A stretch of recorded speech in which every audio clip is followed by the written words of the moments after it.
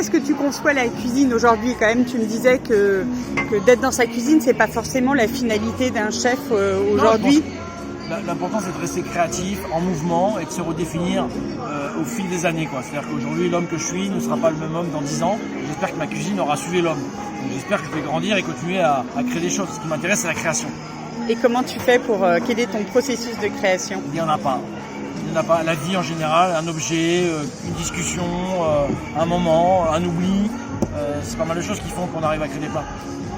Et c'est comme ça que tu conçois en fait la carte? C'est à l'instinct? Oui, moi je change pas ma carte du jour au lendemain, je définis un plat et puis après l'autre et ainsi de suite. Voilà, je change jamais la carte entièrement. Et est-ce que l'époque a changé quelque chose? Ah oui, tout va très vite avec les réseaux sociaux, on maîtrise plus grand chose finalement et pourtant il faut se laisser aller. C'est une époque, oui, bien sûr qu'elle a changé. En tout cas, moi j'ai 41 ans, depuis que je suis né, tout a changé, tout est différent. Et pour ta cuisine, qu'est-ce que ça a changé? Moi, ma cuisine par rapport à l'époque, en définitive, pas grand-chose.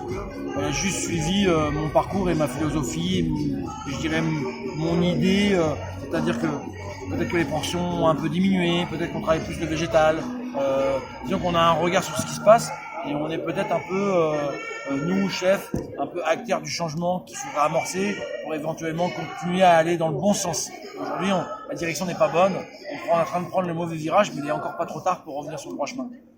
Et qu'est-ce qu'il faudrait pour ça? Déjà, il y a tellement, franchement, ça pourrait être long là.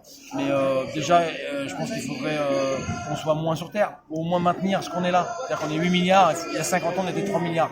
C'est fou. C'est-à-dire qu'on a presque triplé en 50 ans. Donc, qu'est-ce que ça va être dans 50 ans? Sauf que la Terre n'est pas extensible.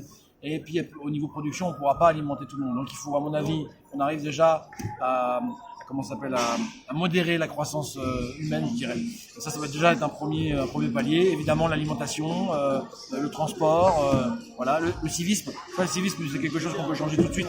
D'arrêter de jeter, d'arrêter de gaspiller, etc. Même ça, c'est compliqué.